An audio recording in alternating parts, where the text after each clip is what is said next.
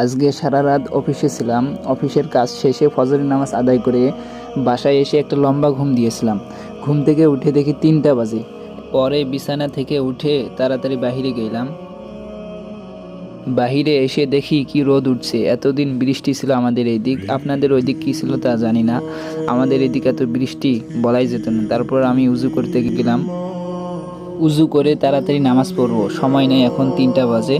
তাড়াতাড়ি নামাজ পড়ে এখন খাওয়া দাওয়া করবো, তারপর গোসল করব।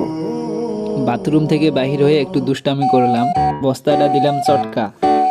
দ্রুত ঘরের ভিতরে ঢুকে হাত মুখ মুছলাম, মুছে টুছে এখন নামাজের প্রস্তুতি নিব।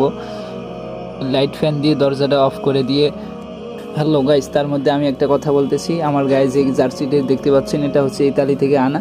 আপনারা যদি নিতে চান তাহলে আমার সাথে যোগাযোগ করবেন, কমেন্ট বক্সে হাই লিখে যাবেন। এরপর নামাজটা বিছিয়ে টুপিটা মাথায় দিয়ে নামাজের প্রস্তুতি নিলাম। নামাজ এখন শুরু করব। জহরের সালাতটা আদায় করলাম। তার মধ্যে আপনাদেরকে একটা হাদিস শোনাই। প্রিয় নবীজি বলেন, মুনাফিকের জন্য সবচেয়ে ভারী নামাজ হলো ঈশা ও ফজরের নামাজ। তারা যদি জানতো এর ফজিলত কি, তবে তারা হামাগুড়ি দিয়ে হলেও এই 2 ওয়াক্ত নামাজ আদায় করত।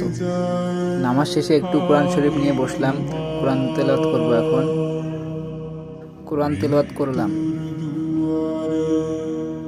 তেলাওয়াত শেষ করে আবার লাইট ফ্যান অফ করে দিয়ে ঘুমিয়ে পড়লাম। আমার মতো অলস আল্লাহর জমিনে মনে হয় দ্বিতীয়টা নাই।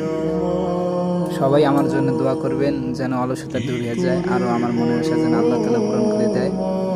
আমিন।